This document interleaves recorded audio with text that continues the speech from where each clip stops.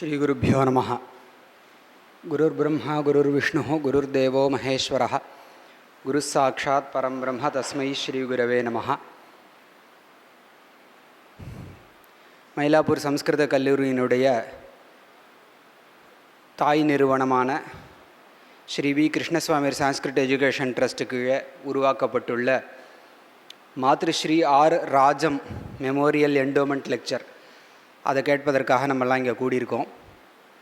Matrusri R Rajam என்டோமெண்ட்டு கீழே ஒரு ஆண்டுதோறும் ஒரு உபன்யாசம், ஒரு சில ஸ்டூடெண்ட் ஸ்காலர்ஷிப் இருக்குது. ஸ்டூடெண்ட் ஸ்காலர்ஷிப் டிசர்விங் ஸ்டூடெண்ட்டுன்னு அவள் மென்ஷன் பண்ணியிருக்கிறதுனால அதை ஆண்டினுடைய முடிவில், கல்வி ஆண்டினுடைய முடிவில் ஆனுவல் டே போது அதை விநியோகம் பண்ணுறதுன்னு வச்சுட்டுருக்கு. அதில் பிரவச்சனமானது இன்றைய தினம் நடைபெறுகிறது, 24 ஆகஸ்ட்டு. அந்த பிரவச்சனத்தில் தலைப்பு முகூர்த்த விசாரகா அப்படின்னு கொடுத்துருக்கார். இந்த உபன்யாசத்தை நடத்தி கொடுக்க வந்திருக்கக்கூடியவர் நம்மளுடைய கல்லூரியின் ஜோதிஷ சாஸ்திரத்தின் ஆசிரியரான டாக்டர் எஸ் முரளி அவர்கள். அவர்களை நான் வருக வருகவென்று வரவேற்கிறேன். ஜோதிஷம் வேதாங்கம் அப்படிங்கிறது நமக்கெல்லாம் பிரசித்தந்தான். வேதாங்க ஜோதிஷங்கிறது ஒரு சமாச்சாரம். ஆனால் பண்டிதர்கள் முதல் பாமரர்கள் வரை ஒரு எளியவனுக்கும் ஒரு சாமானிய மனிதனுக்கும் அன்றாட வாழ்க்கையில் உபயோகப்படக்கூடிய ஒரு சாஸ்திரம்னு நம்ம சொல்லணுமானால் அது ஜோதிஷ சாஸ்திரம்தான். பலிதம், நேரம், ஒவ்வொரு சாமானிய மனிதனும் கோவிலாவது அட்லீஸ்ட் வழிபட்டுருப்பா. அந்த கோவிலுக்கு ஒரு கும்பாபிஷேகம், அதுக்கு ஒரு கால நிர்ணயம், இந்த மாதிரிலாம் தேவைப்படுறது.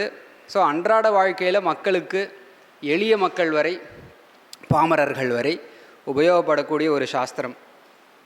ஜோதிட கலைன்னு ஒரு விவகாரம் பிரசித்தம். நான் அடிக்கடி யோசித்து பார்க்குறது உண்டு, ஜோதிஷ சாஸ்திரத்துக்கு மாத்திரம் ஏன் இந்த ஒரு ஸ்டேட்டஸு? மீமாம்சா கலை என்றைக்காக கேள்விப்பட்டிருப்போமோ? வேதாந்த கலை, வியாக்கரண கலை இல்லையே. ஆனால் ஜோதிடக்கலைன்னு ஏன் அந்த கலா சப்தம் ஜோதிஷ சாஸ்திரத்துக்கு இருக்குதுன்னு நான் என்னுடைய அப்சர்வேஷன்.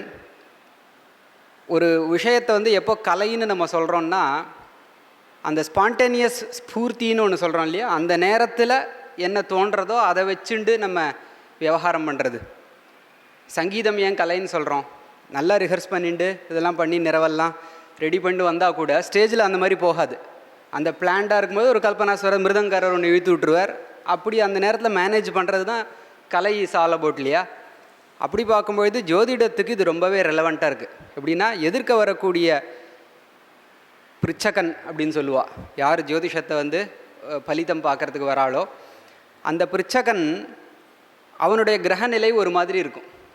இப்போ திருமணமாகக்கூடிய யோகத்தை குறிக்கக்கூடிய கிரக நிலைகள் இருந்ததுன்னா, எதிர்க்க வரக்கூடியவர் ஒரு 70 வயசு நபராக கூட இருக்கலாம், அவருக்கு திருமணம்னு சொல்ல முடியாது. அந்த நேரத்தில் ஸ்பூர்த்தியை பயன்படுத்தி அதுக்கு இடத்துக்கு ஏற்ற மாதிரி இது சொல்கிறதுனால தானோ என்னமோ இந்த ஜோதிட கலைன்னு சப்தம் பிரசித்தமாக இருக்கோ அப்படின்னு தோன்றது. ஜோதிடம் தெரிஞ்சவா தான் அதுக்கு பதில் சொல்லணும். அதனால் அப்படிப்பட்ட ஜோதிஷ சாஸ்திரத்தை நம்மளுடைய கல்லூரியின் முன்னாள் முதல்வரான டாக்டர் டிபி ராதாகிருஷ்ணன் நம்பூதிரி அவர்களிடத்தில் பயின்று சிறப்பாக சொல்லிக் கொடுக்கக்கூடிய ஒரு திறன் கொண்டவர். எந்த அளவுக்குன்னா, அவரிடத்துல ஜோதிடம் பயின்ற ஒரு மாணவர் ஒரு புஸ்தகம் எழுதி பப்ளிஷே பண்ணியிருக்கா.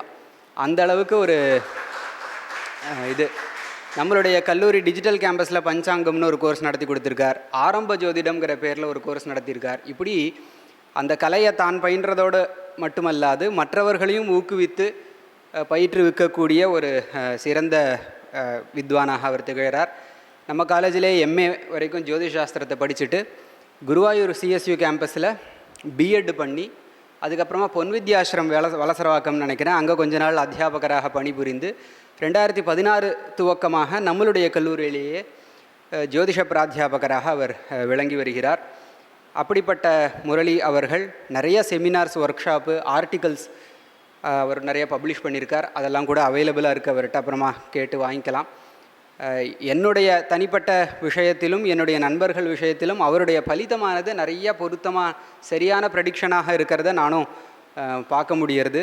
நிறையா பேருக்கும் நான் ரெக்கமெண்ட் பண்ண நபர்களுக்கும் அதை நடந்திருக்குங்கிறது ஒரு ரொம்ப சந்தோஷமான விஷயம். அப்படிப்பட்ட முரளி அவர்கள் இன்றைய தின உபன்யாசம் முகூர்த்த விசாரங்கிற தலைப்பில் நடத்தி கொடுக்குறேன்னு ஒத்துண்டதுக்கு ரொம்ப சந்தோஷம் தெரிவித்து கொண்டு அவரை திருப்பியும் ஸ்வாகத்தம் பண்ணி வந்திருக்கக்கூடிய மற்ற மகாஜனங்கள், இந்த ஆர்வலர்கள் எல்லாரையும் நமஸ்காரபூர்வகம் வருக வருக என்று எல்லாருக்கும் ஸ்வாகத்தை தெரிவிச்சுன்னு நம்ம கல்லூரி மாணவர்கள் நம்மளுடைய காரியதர்சியான திரு ஸ்ரீகாந்த் சார் அவர்களுக்கும் நமஸ்காரபூர்வகமான ஸ்வாகதங்களை தெரிவித்து கொண்டு மேற்கொண்ட உபன்யாசத்தை துவக்குமாறு முரளி சார்கிட்ட நான் கேட்டுக்கிறேன். நமஸ்காரம். ஸ்ரீ குருப்பியோ நமஹ. பத்தோயமஞ்சலி பிரசன்ன மனசஸ்தே மே சத்யாங் குர்வந்து பாரதீம். எல்லாருக்கும் நமஸ்காரங்கள். முகூர்த்த விசாரம் அப்படின்னு சொல்லக்கூடிய தலைப்பில் இன்றைக்கி பேசணும்னு சொல்லியிருக்கான். முகூர்த்தம் அப்படின்னு சொல்லக்கூடிய பதம் நம்மளுடைய வாழ்க்கையில் ரொம்ப பரிச்சயப்பட்ட ஒரு பதமாக இருக்குது. பாமரன்லேருந்து ஆரம்பித்து கீழே இருக்கிறவாள்லேருந்து ஆரம்பித்து எல்லாரும் தன்னுடைய நித்தியப்படி வாழ்க்கையில் கார்த்தால எழுந்த உடனே காலண்டரை பார்த்துண்டு திதி, வாரம், யோகங்கள், என்ன கிழமை இன்னைக்கு, நம்மளுடைய காரியத்துக்கு இன்றைய தினம் உகந்ததாக இருக்குமா உகந்ததாக இருக்காதா அப்படின்னு ஒன்றும் அவளுக்கு தெரிஞ்சிருந்ததுன்னா அவளே அதை பார்த்து புரிஞ்சுக்கிறா, இல்லைன்னா தெரியாதவாளுக்கு அவள் சொல்கிறா. அப்போ அந்தளவுக்கு அன்றாட வாழ்க்கையில் முகூர்த்தம் அப்படின்னு சொல்லக்கூடிய விஷயம், அதுதான் முகூர்த்தமா அப்படின்னு கேட்டால் கிடையாது. அவ்வளவுதான் முகூர்த்தமா? கேலண்டரை பார்த்து புரிஞ்சுக்கக்கூடிய அந்த ஒரு விஷயம் இருக்கே, அது மட்டும்தான் முகூர்த்தமா அப்படிங்கிறதும் நம்ம இன்றைக்கி தெரிஞ்சுக்க வேண்டியதாக இருக்குது. முகூர்த்தத்தில் என்னென்ன விஷயங்கள்லாம் இருக்குது, முகூர்த்தம்னா என்ன, நடைமுறை வாழ்க்கையில் முகூர்த்தம் எந்த அளவுக்கு இருந்துருக்கு, சாஸ்திரங்களில் எந்த மாதிரி இருக்குது, நம்மளுடைய பாரம்பரியத்தில் எப்படி இருக்குது அப்படிங்கிறதெல்லாம் இன்றைக்கி நம்ம தெரிஞ்சுக்கணும். ஆக்சுவலாக முகூர்த்த விசாரம்ங்கிறது இன்றைக்கி உபன்யாசமாக இருக்காதுன்னு எனக்கு தோன்றுறது. அது ஒரு பாடமாக இருக்கும். அதனால் புஸ்தகங்கள்லாம் கையில் வச்சுட்டு இருந்தால் நல்லா இருக்கும்னு தோன்றுறது. ஏன்னா முகூர்த்த விசாரங்கிறது உபன்யாசமாக என்னால் பண்ணுறதுக்கு யோசித்து பார்க்க முடியல. என்ன சொல்லலாம், முகூர்த்தத்தை ஒரு பௌராணிக கதைகள்லாம் சொல்லி அங்கே முகூர்த்தம் அப்படி இருந்தது, இங்கே முகூர்த்தம் இப்படி இருந்தது, என்னுடைய மகாத்மியம் இப்படின்னு என்னால் சொல்ல தோணலை எனக்கு. சாஸ்திரத்தில் முகூர்த்தம் எப்படி இருக்குது அப்படிங்கிறத சின்னதாக சொல்லலாம் அப்படின்னு. அதுக்காக பாடம்னா ஒவ்வொரு திதி நட்சத்திரமாக நான் பாடம் நடத்த போகிறது கிடையாது. முகூர்த்த பதத்துக்கு முதல்ல நம்ம என்ன அர்த்தம் அப்படிங்கிறத தெரிஞ்சுக்கணும். முகூர்த்த விசாரம் பண்ணுறதுக்கு முன்னாடி முகூர்த்தம்னா என்ன அப்படின்னு.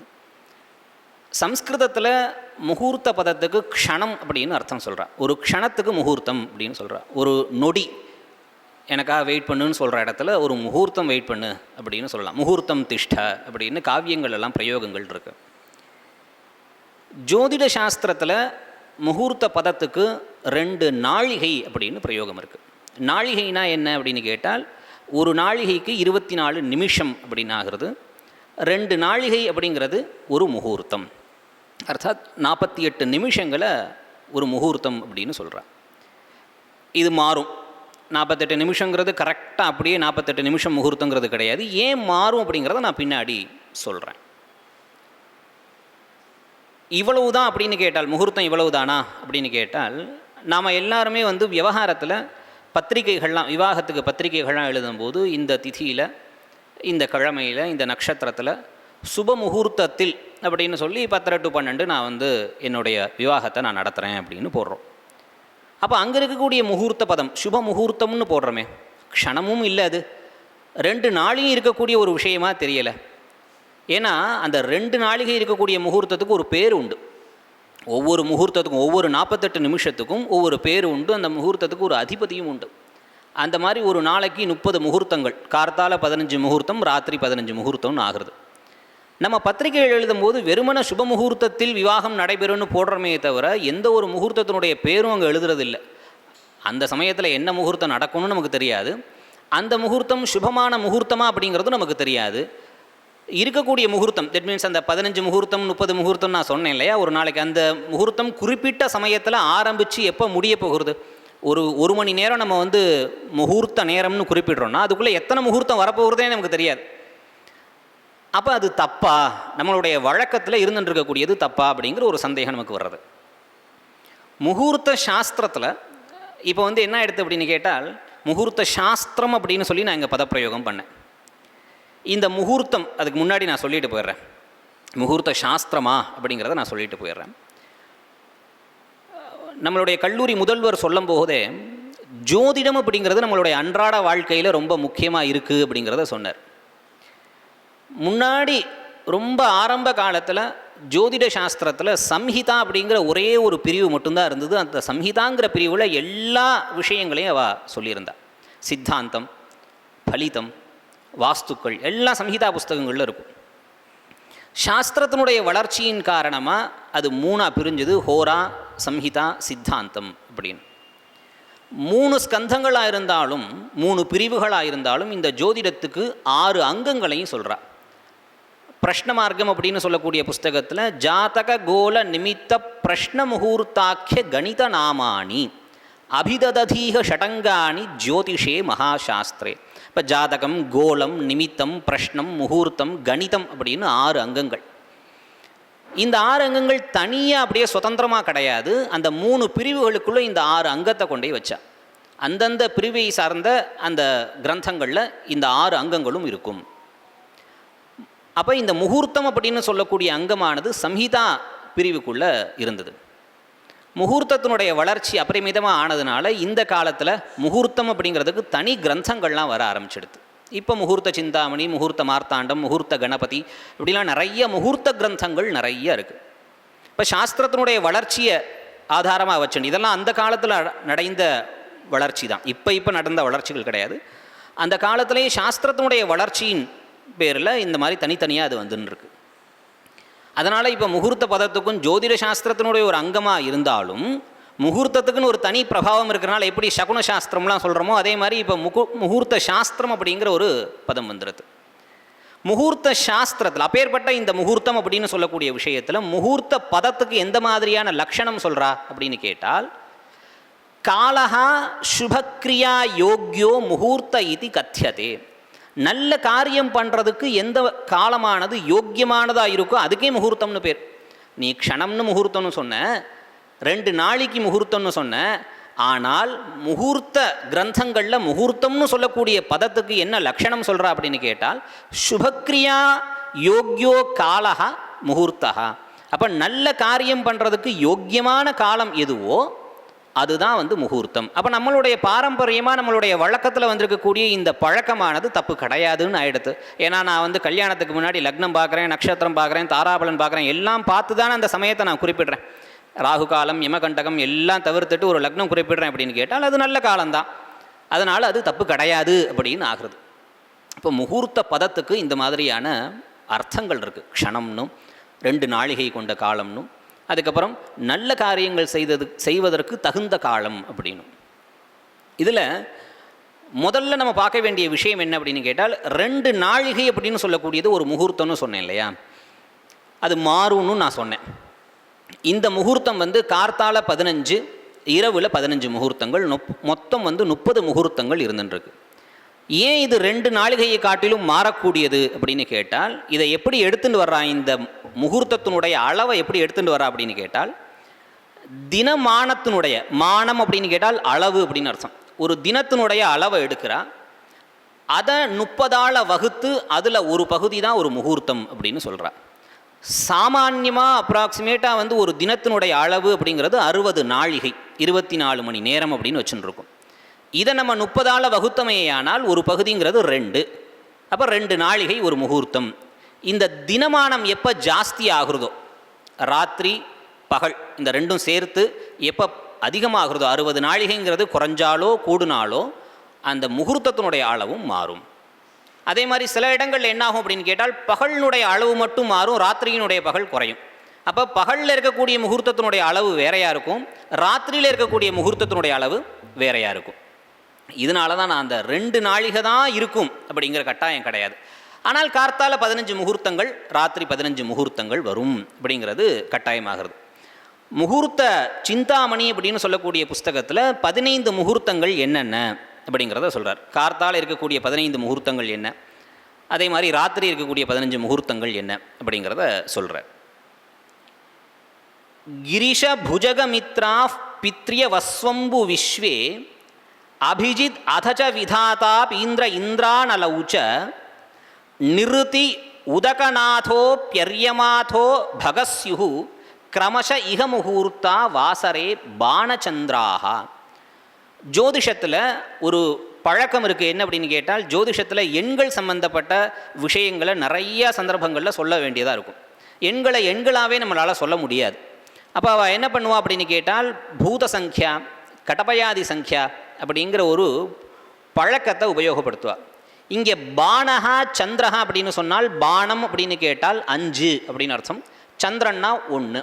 இப்போ 15 முகூர்த்தங்கள் என்னென்ன அப்படின்னு கேட்டால், முதல் முகூர்த்தம் சிவஹா, உதயத்திலேருந்து ஆரம்பித்து 2 நாடியாக எடுத்துன்னு வரணும். முதல் முகூர்த்தத்துக்கு பேர் சிவஹான்னு பேர். 2வது முகூர்த்தத்துக்கு பேர் சர்ப்பஹா அப்படின்னு. 3வது முகூர்த்தத்துக்கு மித்ரஹா அப்படின்னு பேர். 4வது முகூர்த்தத்துக்கு பித்ரு அப்படின்னு. 5வது முகூர்த்தத்துக்கு வசுஹு அப்படின்னு பேர். 6வது முகூர்த்தத்துக்கு வருணஹா அப்படின்னு பேர். 7வது முகூர்த்தத்துக்கு விஸ்வே தேவாஹா அப்படின்னு. 8வது முகூர்த்தம் தான் என்ன அப்படின்னு கேட்டால் அபிஜித் முகூர்த்தம். இந்த 8வது முகூர்த்தம் அபிஜித் அப்படிங்கிறது 11:30, 11:36 அந்த மாதிரியான சமயத்திலேருந்து ஆரம்பித்து ஒரு 12:30 வரைக்கும் இருக்கக்கூடியது.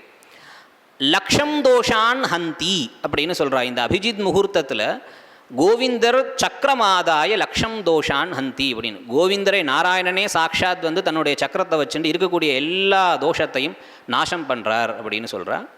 இந்த அபிஜித் முகூர்த்தத்துக்கே விஜய முகூர்த்தம் அப்படிங்கிற ஒரு பேரும் இருக்குது. விஜய முகூர்த்தங்கிறது நவராத்திரிகளில் வரக்கூடிய தசமி திதியில் வரக்கூடிய விஜய தசமி அப்படின்னு சொல்கிறது உண்டு. இந்த அபிஜித் முகூர்த்தத்துக்கும் விஜய அப்படிங்கிற ஒரு பெயர் உண்டு. அடுத்தது 9வது முகூர்த்தம் பிரம்ம முகூர்த்தம். நம்ம கார்த்தால இருக்கக்கூடிய அந்த பிராம்ஹே முகூர்த்தே அப்படின்னு நம்ம சொல்கிறோம் இல்லையா, அது கிடையாது, இது வேற. அடுத்தது இந்திரஹா அப்படிங்கிறது 10வது முகூர்த்தம். 11வது முகூர்த்தம் இந்திராக்னி அப்படிங்கிறது. 12வது முகூர்த்தம் நிருதி, ராட்சசாகா அப்படிங்கிற ஒரு அர்த்தமும் இருக்குது 12வது முகூர்த்தத்துக்கு. 12வது முகூர்த்தம் வந்து 2:45 ஆரம்பித்து 3:30 வரைக்கும் இருக்கக்கூடிய காலத்துக்கு ராட்சச முகூர்த்தா அப்படின்னு பேர். அதனால் இந்த காலத்தை வந்து நம்ம தவிர்க்க வேண்டியதாக இருக்குது. மத்தியான காலம் கரெக்டாக வரும் அந்த சமயத்தில். அடுத்தது வருண முகூர்த்தம், அர்யமா முகூர்த்தம், 15வது முகூர்த்தம் பகஹா அப்படின்னு சொல்லக்கூடிய முகூர்த்தம். இந்த 15 முகூர்த்தங்கள்லையும் அதனுடைய அர்த்தத்தை வச்சுட்டு சாமானியாக நம்ம வந்து துஷ்டம் இல்லைன்னா சுபம் அப்படின்னு நம்மளால் சொல்ல முடியாது. அந்தந்த நாட்களில் எந்த முகூர்த்தம் சுபம், எந்த முகூர்த்தம் அசுபம் அப்படின்னு சொல்லப்பட்டிருக்கு. இதே மாதிரி ராத்திரிக்கும் தனியாக 15 முகூர்த்தங்கள் இருக்குது. சிவோ அஜபதாத் அஷ்டௌ ஸ்யுர்பேஷா அதிதி ஜீவகௌ விஷ்ணுவர்க்க துவஷ்டமருதோ முகூர்த்தா நிஷிகீர்த்திதாக. நிஷிகீர்த்திதாக ராத்திரியில் சொல்லப்பட்டவைகளாக இருக்கின்றன. சிவோ அஜபதாதஷ்டௌ ஸ்யுர்பேஷாக அப்படின்னு. அஜபதம் அப்படின்னு சொல்லக்கூடியது ஃபஸ்ட்டு இருக்கக்கூடியது அஸ்தமனத்துக்கு அப்புறம். அஸ்தமனத்திலேருந்து ஆரம்பித்து 2 நாழிகையாக நம்ம ராத்திரியில் கணக்கு பண்ண வேண்டியதாக இருக்குது. எப்படி கார்த்தால வந்து முதல் முகூர்த்தம் சிவஹான்னு சொன்னமோ அதே மாதிரி ராத்திரியிலேயும் முதல் முகூர்த்தம் சிவன் தான். 2வது முகூர்த்தத்துக்கு அஜசரணஹா அஜபதஹா அப்படின்னு பேர். 3வது முகூர்த்தத்திலேருந்து என்ன சொல்கிறா அப்படின்னு கேட்டால், அஜசரணன்லேருந்து இருக்கக்கூடிய 8 பேஷாகா. பேஷாகா அப்படின்னு கேட்டால் நட்சத்திரங்களினுடைய அதிபதிகள் அப்படின்னு சொல்கிறார். அஜபதஹா அப்படிங்கிறது பூர்வாபாத்ரபதா நட்சத்திரத்துக்கு அதிபதி. அதனால் இதுக்கப்புறம் பூர்வாபாத்ரபதாலேருந்து ஆரம்பித்து 8 நட்சத்திரங்களுக்கு யாரெல்லாம் அதிபதிகளோ அவள்லாம் இதுக்கப்புறம் இருக்கக்கூடிய முகூர்த்தத்துக்கு அதிபதிகள். அதே பேர் தான், அவளுடைய பேர் தான் அப்படின்னு. அப்போ ராத்திரியில் 3வது முகூர்த்தத்துக்கு அகிர்புத்னியஹா அப்படின்னு பேர். 4வது முகூர்த்தத்துக்கு பூஷா அப்படின்னு. 5வது முகூர்த்தத்துக்கு அஸ்வினி இல்லைன்னா அஸ்வினவ் அப்படின்னு பேர். அடுத்தது யமஹா அப்படின்னு பேர். அடுத்தது அக்னிஹி, பிரம்மா, சந்திரஹா, அதிதிஹி. அடுத்தது குருஹு, இங்கே குருஹுனா ப்ரஹஸ்பதி அப்படிங்கிற அர்த்தத்தில். அடுத்தது விஷ்ணுஹு, சூரியஹா, இந்திரஹா, வாயுஹு. இந்த இந்திர முகூர்த்தத்தை தான் நம்ம வந்து பிராம்ஹே முகூர்த்தம்னு சொல்லிட்டு இருக்கோம். இந்திர முகூர்த்தத்துக்கு இன்னொரு பேர் பிராம முகூர்த்தம். கார்த்தால உதயத்துக்கு முந்தின முகூர்த்தத்துக்கு முந்தின முகூர்த்தம், அதை வந்து இந்திர முகூர்த்தம் அப்படின்னு சொல்லிட்டு இருக்கோம். 4:24 ஆரம்பித்து 5:12 வரைக்கும் இருக்கக்கூடிய காலத்தை தான் நம்ம வந்து பிராம முகூர்த்தம் அப்படின்னு வச்சுருக்கோம். இப்போ இந்த 15 30 முகூர்த்தங்கள். இந்த 30 முகூர்த்தங்களை பார்த்தா மட்டும் நான் போதுமா? முகூர்த்தம்னா அவ்வளவுதானே, இதை பார்த்தா போதுமா அப்படின்னு கேட்டால், இதுலேயும் சுபாசுபங்களை அவள் சொல்கிறா. ஒரு குறிப்பிட்ட காலத்தில் குறிப்பிட்ட முகூர்த்தங்கள் சுப முகூர்த்தங்கள், குறிப்பிட்ட தினங்களில் குறிப்பிட்ட முகூர்த்தங்கள் அசுப முகூர்த்தங்கள் அப்படின்னு சொல்கிறா. ரவௌ அர்யமா பிரம்மரக்ஷச்ச சோமே குஜே வன்ஹி பித்ரியே புதே சாபிஜித் ஸ்யாத் குரௌ தோயரக்ஷௌ பிருகௌ பிராம்ம பித்ரியே ஷனௌ ஈஷசார்ப்பௌ முகூர்த்தா நிஷித்தாக, முகூர்த்தங்கள் நிஷித்தம் செய்யப்பட்டவைகளாக இருக்கின்றன. என்னென்ன? ரவௌ அர்யமா, ஞாயிற்றுக்கிழமை அர்யமா அப்படின்னு சொல்லக்கூடிய முகூர்த்தமானது வர்ஜியம் அப்படின்னு சொல்கிறார். அர்யமா அப்படிங்கிறது 14வது முகூர்த்தம். கார்த்தால ஆரம்பித்து 14வதாக வரக்கூடியது என்ன அப்படின்னு கேட்டால் சாயந்தரம் 4:24 5:12 வரைக்கும். அப்போ ஞாயிற்றுக்கிழமை அந்த காலத்தை நம்ம வர்ஜியம் பண்ணணும், அந்த முகூர்த்தத்தை நம்ம எடுத்துக்கக்கூடாது அப்படிங்கிறது தெரிகிறது. இதுக்கும் கிரகநிலைகளுக்கும் ஒரு சம்பந்தம் கிடையாது. இது முகூர்த்தம் சார்ந்த ஒரு விதி. அன்னைக்கு லக்னம் நன்னா இருக்குது, என்னுடைய தாராபலம் நன்னா இருக்குது, இந்த ஹோர நன்னா இருக்குது அப்படிங்கிறதுக்காக இந்த முகூர்த்தத்துக்கும் அதையும் நம்ம குழப்பின்றக்கூடாது. இது சுத்தமாக முகூர்த்தத்துக்கு இருக்கக்கூடிய நியமங்கள். 15 முகூர்த்தங்கள் நான் எடுத்து 15 முகூர்த்தங்களில் எந்தெந்த முகூர்த்தம் என்னென்னைக்கு தோஷம் அப்படிங்கிறத இங்கே சொல்கிறாவா. அப்போ ஞாயிற்றுக்கிழமை தோஷமாக இருக்கக்கூடிய முகூர்த்தம் என்ன அப்படின்னு கேட்டால் அர்யமா. பிரம்மரக்ஷச்ச சோமே, பிரம்ம ரக்ஷா, ரக்ஷா நாம ராட்சசா அப்படிங்கிற அர்த்தத்தில். அப்போ பிரம்ம முகூர்த்தம் ராட்சச முகூர்த்தம் இது ரெண்டும் திங்கக்கிழமை நம்ம தவிர்க்க வேண்டியது அப்படின்னு. பிரம்ம அப்படின்னு கேட்டால் 9வது முகூர்த்தம். அது மத்தியானம் 12:24 ஆரம்பித்து 1:12 அந்த மாதிரியான காலத்தில் வரக்கூடியது பிரம்ம முகூர்த்தம். அடுத்தது என்ன அப்படின்னு கேட்டால் ரக்ஷ முகூர்த்தம் அப்படிங்கிறது. ரக்ஷ முகூர்த்தம் அப்படின்னு கேட்டால் ஏற்கனவே நான் சொல்லியிருந்தேன், இது ராட்சசாகா அப்படின்னு சொல்லக்கூடியது. அது 12வது முகூர்த்தமாக வருது. 2:45 2:50 ஒரு 3:30 வரைக்கும் இருக்கக்கூடிய காலம். இதை நம்ம திங்கக்கிழமை தவிர்க்க வேண்டியது. இந்த முகூர்த்தங்கள் திங்கக்கிழமை நம்ம எடுத்துக்கக்கூடாது அப்படி. இதே மாதிரி குஜே வன்ஹி பித்ரியே புதே சாபிஜித் சியாத், புதன்கிழமை அபிஜித் முகூர்த்தம் என்னதான் சுபமாக இருந்தாலும் புதன்கிழமை வரக்கூடிய அபிஜித் முகூர்த்தம் சுபம் கிடையாது அப்படின்னு சாஸ்திர வாக்கியம். குரவு தோய ரக்ஷௌ பிருகௌ பிராம பித்ரியே ஷனௌ ஈஷசார்ப்பௌ முகூர்த்தாக நிஷித்தா. நான் ஒவ்வொரு சமயமாக சொல்லலை, ஆரம்பத்தில் சொல்லிட்டு நான் போகிறேன். இந்த ஒரு முகூர்த்த பழக்கம் இப்போ நான் நம்மளுடைய சம்ஸ்கிருத கிரந்தங்களில் இருக்கக்கூடிய 15 முகூர்த்தங்களை நான் சொல்லியிருந்தேன். ஆரம்பத்திலே நம்ம பார்க்கும்போது நான் சொன்னேன், காலங்களை நம்ம தினசரி நம்மளுடைய வாழ்க்கையில் நம்ம பார்த்துட்டு இருக்கோம். எல்லாருமே சாஸ்திரம் தெரிஞ்சவா, விஷயம் தெரிஞ்சவா எல்லாரும் பார்த்துட்டு இருக்கோம். இந்த பழக்கமானது நம்மளுடைய பாரம்பரியத்திலிருந்தே வந்துட்டுருக்கு. பரம்பரையாக இதை நம்ம பார்த்துட்டு இருக்கோம். தமிழ்லையுமே நம்மளுடைய திராவிட தேசத்தில் பழமொழிகள் பழக்கத்தில் நிறைய வந்துட்டுருக்கு. செவ்வாய் வெறும்பாய் அப்படின்னு சொல்கிறது. செவ்வாய் வெறும்பாய் அப்படின்னு சொன்னால் செவ்வாய்க்கிழமை நம்ம எந்த காரியங்களும் ஆரம்பிக்கக்கூடாது அப்படிங்கிற அர்த்தத்தில். ஏன்? செவ்வாய்க்கிழமை பாப வாரமாக இருக்குது அப்படிங்கிறதுனால செவ்வாய்க்கிழமை நம்ம வர்ஜியம் பண்ணுறோம். இது முகூர்த்த சாஸ்திரத்துலையும் இருக்கக்கூடியது. புதன் பொன் கிடைச்சாலும் புதன் கிடைக்காது அப்படிங்கிற அர்த்தத்தில். புதன்கிழமைக்கு அந்தளவுக்கு மகாத்மியம் இருக்குது சௌமிய ஆதிபத்தியத்தினால. புதன்கிழமைக்கு அதிபதியாக இருக்கான் அப்படிங்கிறதுனால, அது ஒரு சுபவாரமாக இருக்குது அப்படிங்கிறதுனால புதன்கிழமைக்கு மகாத்மியம் ஜாஸ்தி. அதே மாதிரி நாள் பார்த்து நடு, கோள் பார்த்து கொடு அப்படின்னு ஒன்று வச்சுருக்கா. நாள் பார்த்து நடனம், நடவு செய்தல் அப்படின்னு கேட்டால் பயிர் நடுறது அப்படிங்கிற அர்த்தம். நம்ம பயிர்கள்லாம் நடுறதுக்கும் ஒரு நாள்கள் உண்டு. அந்த நாட்கள் பார்த்து தான், கர்ப்போட்ட நாட்களை பார்த்து தான் நம்ம பயிரே நடணும். அப்போ நட்டால் தான் அதனுடைய கிருஷி பண்ணும்போது நமக்கு ஒழுங்கான நாட்கள் நமக்கு வரும். கோள் பார்த்து கொடு அப்படின்னு சொல்கிறான். நவகிரகங்களை பார்த்துண்டு நவகிரகங்களுடைய ஸ்திதியை பார்த்துண்டு தானங்கள் இல்லைன்னா ரிணங்கள்லாம் கொடுக்கும்போது கொடுக்கணும். ஒரு வஸ்திர தாரணத்திலேருந்து ஆரம்பித்து கடன் கொடுக்கறது, கடன் வாங்கிறது, பொருள் வாங்கிறது, கிரய விக்கிரய முகூர்த்தங்கள். ஒரு பொருள் நம்ம கடைக்கு போய் வாங்கணும் அப்படின்னு கேட்டால் அதுக்கு முகூர்த்தங்கள் இருக்குது. ஒரு ரிணம் கொடுக்கணும் அப்படின்னு கேட்டால் அதுக்கு முகூர்த்தம் இருக்குது. ரிணத்தை நான் திருப்பி வாங்கிக்கிறேன் அப்படின்னு கேட்டால் முகூர்த்தம். எல்லாத்துக்கும் முகூர்த்தம். மித்திரனை தரிசனம் பண்ணுறதுக்கு முகூர்த்தம். நண்பனை பார்க்கணும் அப்படின்னு சொன்னால் இந்த முகூர்த்தத்தில் தான்ப்பா நீ மித்திரனை தரிசனம் பண்ணணும். அது எப்படிப்பா பார்க்குறது? நான் நடந்து போயின்னு இருக்கேன், முன்னாடி என் நண்பன் வந்தான் அப்படின்னு கேட்டால் இல்லை இது முகூர்த்தம் கிடையாதுன்னு நான் மூஞ்சி திருப்பின்னு போக முடியாதே. அப்போ அவன்கிட்ட நான் பேசி தான் ஆகணும் அப்படின்னு கேட்டால் எந்த காலத்தில் இப்போ ஒரு உத்தேசியபூர்வகமாக நான் என்னுடைய நண்பனை நான் பார்க்க போகிறேன், எனக்கு இந்த விஷயம் காரியம் அவனால் நடக்கணும் அப்படிங்கிற ஒரு தரிசனம் இருக்குல்ல, சாமான்யமான தரிசனம் கிடையாது. உத்தேசியத்தோடு நம்ம நண்பனாக இருந்தாலும் சரி, நம்மளுடைய சத்ருவாக இருந்தாலும் சரி, ஒரு உத்தேசியம் ஒரு காரணத்திற்காக நம்ம பார்க்குறோம் அப்படின்னு கேட்டால் அந்த இடத்துல நம்ம முகூர்த்தத்தை பார்க்க வேண்டியதாக இருக்குது அப்படின்னு சொல்கிறா. எல்லா விஷயங்களுக்கும் முகூர்த்தம் இருந்துருக்கு. இது நம்மளுடைய பழக்கத்துலையும் இருக்குது, சாஸ்திர கிரந்தங்களில் தான் இருக்குது அப்படிங்கிறது கிடையாது, நம்மளுடைய பழக்கத்துலையும் இது இருந்துருக்கு அப்படிங்கிறத சொல்கிறதுக்காக இந்த பழமொழிகள்லாம் நான் சொன்னேன். ஜென்ம நட்சத்திரத்தில் நம்ம எல்லா விஷயங்களும் பண்ணிட்டு இருப்போம். பிறந்த நாள் அப்படின்னு கேட்டால், நான் வந்து புதுசாக ஒரு வீடு கட்டுறேன், பிறந்த நாளில் நான் அதை ஆரம்பிக்க போகிறேன். இப்போ தான் ஒருத்தர் ஃபோன் பண்ணார், இப்போ சபை ஆரம்பிக்கிறதுக்கு முன்னாடி பிறந்த நாளில் நான் வந்து ஒரு பிரதிஷ்டை பண்ண போகிறேன், என் ஆற்றுக்கு முன்னாடி வந்து ஒரு விநாயக பிரதிஷ்டை நான் வந்து பிறந்த நாளில் பண்ணலான் இருக்கேன். அதுக்கு முகூர்த்தங்கள்லாம் பார்க்கல, பிறந்த நாள் அது ஒரு சுபம் அப்படின்னு அவர் வச்சுட்டுருக்கார். நம்ம பிறந்த நாளில் ஃபோன்லாம் வாங்குறது உண்டு, பிறந்த நாளில் வண்டிலாம் வாங்குறது உண்டு, ஒரு ஞாபகார்த்தமாக இருக்கட்டும் அப்படின்னு. அதனால் பிறந்த நாள் வர்ஜியம். சுபகாரியங்கள் எல்லா இடத்துலையுமே பிறந்த நாள் வர்ஜியமாக இருந்துருக்கு. ஜாத்தம் தினம் தூஷயத்தே வசிஷ்டா பஞ்சைவ கர்கஸ்திருதினம் ததாத்ரிஹி தஜ்ஜன்ம பக்ஷங்கில பாகுரிஷ்ச விரதே விவாகே கமனே க்ஷுரேச்ச.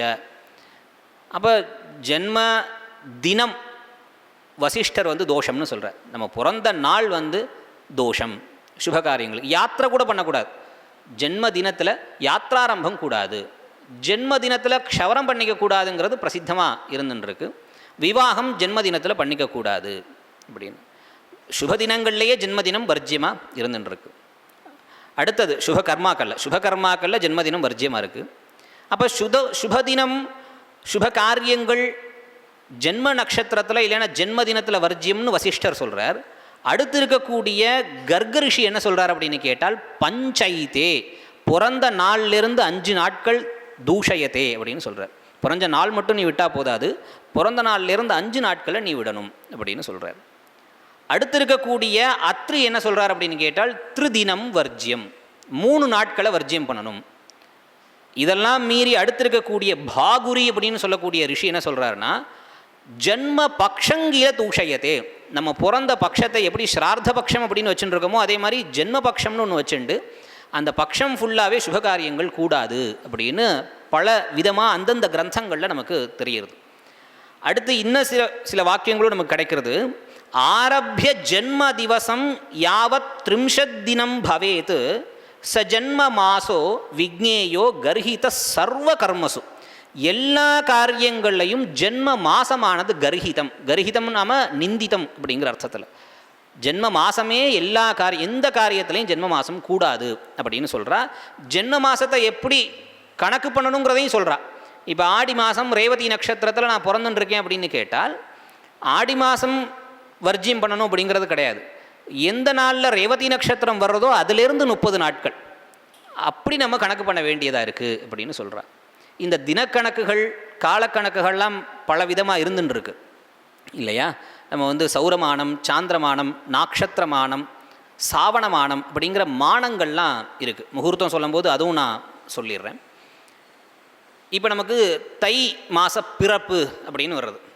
தை மாதம் பிறக்கிறது அப்படின்னு கேட்டால் இப்போ தினாரம்பம் நம்ம என்ன வச்சுன்னு இருக்கோம், கார்த்தால சூரியோதயம் ஆகிறது, சூரிய அஸ்தமனம் ஆகிறது, அடுத்த நாள் சூரியோதயம் ஆகிறது. நம்மளுடைய பழக்கப்படி நம்மளுடைய சம்பிரதாயப்படி உதயாந்தம் சாவணம் தினமுச்சியதே அப்படின்னு லக்ஷணம் சொல்கிறார். ஒரு உதயத்திலிருந்து அடுத்த உதயம் வரைக்கும் சாவண தினம். சாவணம் அப்படின்னு கேட்டால் அவனின்னா பூமின்னு அர்த்தம். அவனி சம்பத்தம் சாவணம், பூமி சம்பந்தப்பட்ட நாளுக்கு சாவணம்னு பேர். அப்போ நம்மளுடைய பரம்பரையில் நம்ம எப்படி பரம்பரைனா என்ன, நம்மளுடைய பழக்கத்தில் சம்பிரதாயத்தில் என்ன வச்சுன்னு இருக்கோம் அப்படின்னு கேட்டால் ஒரு சூரியோதயத்திலேருந்து அடுத்த சூரியோதயம் வரைக்கும். இப்போ பழக்கத்தில் ராத்திரி 12 மணி ஆகிடுது அப்படின்னு கேட்டால் அது வாட்ஸ்அப் பார்த்தா நேத்திக்கு உனக்கு மெசேஜ் வந்திருக்குன்னு 12:01 காட்டுறது. அப்போ 12 மணியோடு அவள் நேத்திக்கு கொண்டு போயிடுறா. இது வந்து ஒரு வெளிநாட்டு பழக்கமாக இருக்குது. ஆனால் நம்மளுடைய பழக்கம் நம்மளுடைய ஆச்சாரம் என்ன அப்படின்னு கேட்டால் உதயத்திலேருந்து உதயம் வரைக்கும் இருக்கக்கூடியது அப்படின்னு.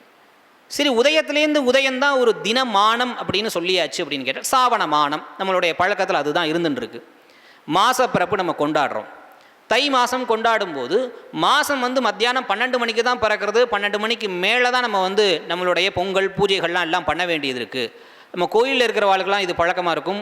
தனுர்மாச பூஜைகள் மாதம் மார்கழி 1 இருக்கும், அன்றைக்கி தனுர்மாச பூஜை ஆரம்பிக்க மாட்டோம். தை 1 இருக்கும், அன்றைக்கி தனுர்மாச பூஜை அன்றைக்கும் பண்ணுவோம். ஏன் தை 1 பிறந்ததுக்கப்புறம் தனுர்மாச பூஜை பண்ணணும்? தனுர்மாசம் பிறந்தது இன்றைக்கி 1ஆம் தேதி அப்படின்னு கேட்டால் ஏன் தனுர்மாசம் பண்ணாமல் இருக்கும் அப்படின்னு அங்கே சந்தேகம். இப்போ தை மாதம் வந்து மத்தியானம் 12 மணிக்கு ஆரம்பிக்கிறது அப்படின்னு கேட்டால் தினமானம் கார்த்தால ஆரம்பிக்கிறது. மாதம் எப்படி வந்து மத்தியானம் 12 மணிலேருந்து ஆரம்பிக்க முடியும்? 30 நாட்களோ 31 நாட்களோ 32 நாட்களோ சேர்ந்தது ஒரு மாதம்னு நம்மளுடைய வழக்கத்தில் இருந்துருக்கு. அப்போ கரெக்டாக ஏதோ ஒரு சூரிய உதயத்தில் தானே வந்து அடுத்த மாதமும் ஆரம்பிக்கணும். திடீர்னு வந்து எங்கே இருந்தோ இன்றைக்கி 12 மணிலேருந்து தை மாதம் அப்படின்னு கேட்டால் நமக்கு குழப்பம் ஆகிறது இல்லையா? அப்போ அங்கே என்ன அப்படின்னு கேட்டால் அங்கே வேறு ஒரு மானம் இருக்குது. தினமானத்துக்கு ஒரு மானத்தை வச்சுருக்கா, மாதக்கணக்குகளுக்கு வேற ஒரு மானம். அங்கே என்ன பண்ணுறா அப்படின்னு கேட்டால் சௌரமானம் தான் அங்கே நீ பார்க்கணும். சௌரமானங்கிறது என்ன அப்படின்னு கேட்டால் சூரியனுடைய போக்கை வச்சுண்டு, சூரியன் ஒரு டிகிரியை பூர்த்தி எப்போ பண்ணுறாரோ அப்போ ஒரு சௌர தினம். அவர் எப்போ ஒரு டிகிரியை பூர்த்தி பண்ணுவார்னு யாருக்கும் தெரியாது. அது ஒரு சமானமான ஒரு கதியாக இருக்காது. இப்போ ஒரு 10 கிலோமீட்டருக்கு வந்து ஒரு பஸ்ஸு போகிறது, 20 நிமிஷத்தில் 10 கிலோமீட்டர் ரீச் பண்ணுறது அப்படின்னு கேட்டால் 4 கிலோமீட்டர் எப்படிப்பா 4 கிலோமீட்டர் எவ்வளோ நேரத்தில் ரீச் பண்ணணும் ஒரு அப்ராக்சிமேட்டாக நம்ம வந்து சொல்லலாம், ஒரு மத்தியமமானத்தில் சொல்லலாம். ஆனால் அந்த 4 கிலோமீட்டருக்குள்ளே நிறையா ஒரு டிராஃபிக் இருக்கலாம், இல்லைன்னா பஸ்ஸு கொஞ்சம் நேரம் நின்றுக்கலாம், எங்கேயாவது திரும்ப வேறு எங்கேயாவது வேலையாக போயிருக்கலாம். அப்போ அந்த அப்ராக்சிமேட்டாக சொல்லக்கூடியது கண்டிப்பாக நடக்கும் அப்படிங்கிறது கிடையாது, கம்மியாக இருக்கலாம். அதனால் சூரியனுடைய கதி எப்பயுமே சமானமாக கரெக்டாக ஆரம்பித்து முடிச்சுன்னு இருக்குங்கிறது கிடையாது. இன்றைக்கி 6 மணிக்கு இந்த மாதத்தினுடைய ஆரம்பம் ஆரம்பிக்கிறது அப்படின்னு கேட்டால் அடுத்த மாதம் கரெக்டாக 30ஆம் நாள் 6 மணிக்கு ஆரம்பிக்கணும் அப்படிங்கிறது கிடையாது. மத்தியானம் ஆரம்பிக்கும், சாயங்காலம் ஆரம்பிக்கும். அப்போ ஒரு கிரகத்தினுடைய கதியை பொறுத்து அங்கே இருக்குது. அப்படிங்கிறதுனால சௌரமானம் மாறுபடுறது. இதே மாதிரி சாந்திரமானம் இருக்குது, நட்சத்திரமானங்கள்லாம் இருக்குது. அப்போ அந்த கால அளவுகள் 9 மானங்கள் இருக்குது. இந்த 9 மானங்களில் 4 மானங்கள் தான் நம்மளுடைய மனுஷியால் அனுபவிக்கக்கூடியதா, அதை வந்து உபயோகப்படுத்தக்கூடிய மானங்களாக 4 மானங்கள் தான் இருந்துருக்கு. இதெல்லாமும் கூட முகூர்த்த விஷயங்களுக்கு ரொம்ப பிரதானமாக இருக்குது. சில தேசங்களில் சாந்திரமானம் தான் பிரதானமாக இருக்குது, சில தேசங்களில் சௌரமானம் தான் பிரதானமாக இருக்கும். ரித்துக்களே வந்து நமக்கு கொஞ்சம் கஷ்டமாக இருக்கும். சாந்திரமானப்படி வந்து அங்கே ரித்துக்கள் முடிஞ்சிருக்கும், இங்கே சௌரமானப்படி அதுக்கப்புறம் ரித்துக்கள் ஆரம்பிக்கும். இந்த மாதிரியான கஷ்டங்கள்லாம் வந்து முகூர்த்த சாஸ்திரத்தில் அந்தந்த தேசாச்சாரப்படி சிஷ்டாச்சாரப்படி மாறுபட்டுன்னு இருக்கு. அப்போ ஜன்மதினம் வர்ஜியம் பண்ணணும் அப்படிங்கிறது இங்கே நம்ம தெரிஞ்சுக்க வேண்டியதாக இருக்குது. ஜென்மதினம் ஒரு மாதம் கணக்கு பண்ணணும் அப்படின்னு கேட்டால் ஜென்மதினத்திலேருந்து கணக்கு பண்ணணும். ஜென்ம மாதத்தை சாட்சாத் அப்படியே ஆடி மாதத்தை நான் விடுறேன் அப்படின்னு நம்ம விட முடியாது அப்படிங்கிறது இங்கே நிர்ணயமாகிறது. அடுத்தது என்ன அப்படின்னு கேட்டால் நம்ம எல்லாருமே வந்து பார்த்துட்டுருக்கோம் சித்தாமிருத யோகங்கள் அப்படின்னு.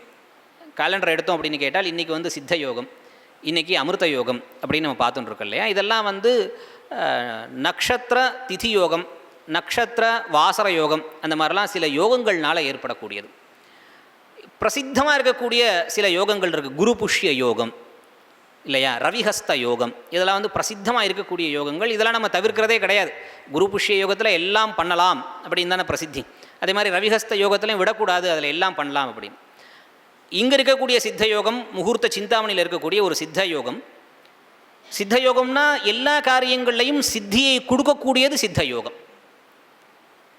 சூரியேர்க்க மூலோத்தர புஷ்யதாஸ்திரம் சந்திரே ஸ்ருதி பிரம்ம சசீஜ்ய மைத்திரம் பௌமேஸ்வகிர் புத்னி கிருஷாணு சார்ப்பம் ஜ்ஞே பிராம மைத்ரார்க்க கிருஷாணு சாந்திரம் ஜீவேந்திய மைத்ரா ஸ்வதிதீஜ்யதிஷ்ணியம் சுக்ரேந்திய மைத்ரா ஸ்வதிதி ஸ்ரவோபம் ஷனௌ ஸ்ருதி பிராம சமீரபாணி சர்வார்த்த சித்தியை கதிதானி பூர்வை. சர்வார்த்த சித்தியை, எல்லா விதமான சித்திகளும் இந்த யோகங்களில் ஏற்படும்.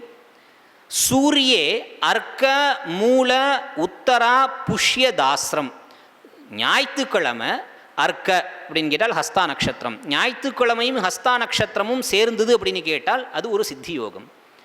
அதே மாதிரி ஞாயிற்றுக்கிழமையும் மூல நட்சத்திரமும் சேர்ந்தது அப்படின்னு கேட்டால் அதுவும் நல்ல யோகம், சித்தியை கொடுக்கக்கூடிய யோகம். உத்தரா, உத்தரம், உத்தராஷாடா, உத்தரட்டாதி, இந்த மூணுமே ஞாயிற்றுக்கிழமை இருந்ததுன்னா அது ரொம்ப நல்ல யோகம்.